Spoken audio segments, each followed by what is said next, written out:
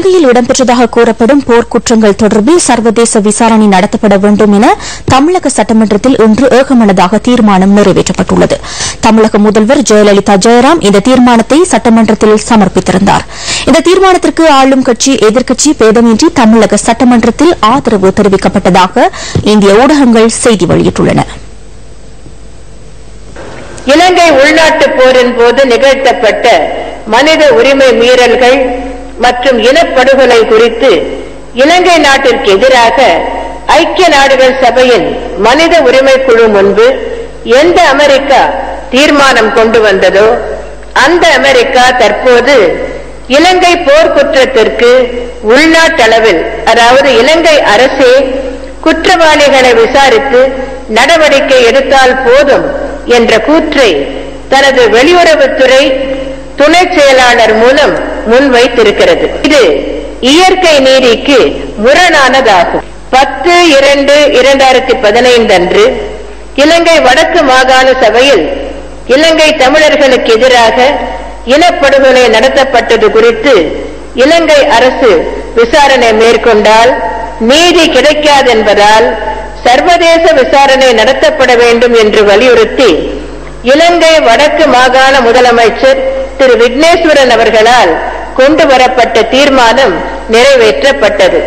ஒட்டுமொத்த தமிழினத்தின் லட்சியத்திற்கும் இலங்கை வடக்கு மாகாண சபையின் தீர்மானங்களுக்கும் வலு சேர்க்கும் வகையிலும் இலங்கை வாழ் தமிழர்களுக்கு நியாயம் கிடைக்கச் செய்யும் வகையிலும் இலங்கையில் உள்நாட்டு போர் நடைபெற்ற போது சர்வதேச சட்டம் மற்றும் ஜெனீவா ஒப்பந்தத்தில் உள்ள போர் விதிமுறைகளை முற்றிலும் மீறி போர்க்குற்றங்கள் மற்றும் இனப்படுகொலை நிகழ்த்தியவர்கள் அனைவர் மீதும் சர்வதேச விசாரணை நடத்தும் வகையிலான வலுவான தீர்மானத்தினை இந்தியாவே ஐக்கிய நாடுகள் சபையின் மனித உரிமை குழு முன்பு அமெரிக்கா உட்பட மற்ற நாடுகளுடன் இணைந்து கொண்டு வர வேண்டும் என்றும், அமெரிக்கா இலங்கைக்கு ஆதரவான நிலையை எடுத்தால் அதனை மாற்ற ராஜதந்திர ரீதியில் நடவடிக்கை எடுக்க வேண்டும் என்றும் இந்திய பேரரசை தமிழ்நாடு சட்டமன்ற பேரவை கேட்டுக்கொள்கிறது.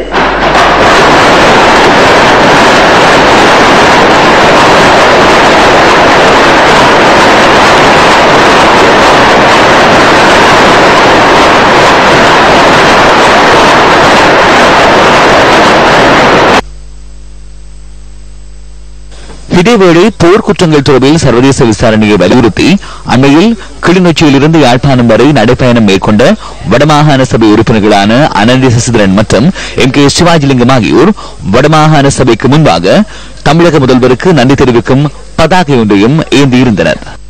இன்றைய தினம் எங்களுக்கு ஒரு முக்கியமான நாள்.